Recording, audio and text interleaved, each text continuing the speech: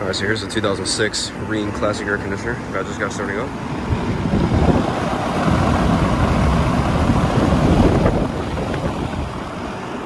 I filmed this unit over a year ago now, and this reminds me of one of my old units at the other house. It eventually got replaced, but we kept it in storage.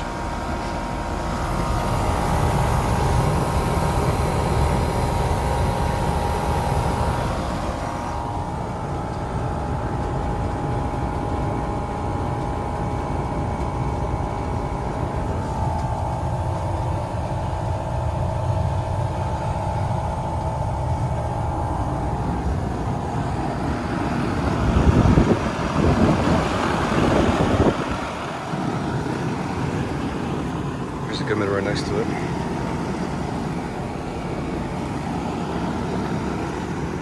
Alright. That's gonna be about it for this video. Hope you guys enjoyed.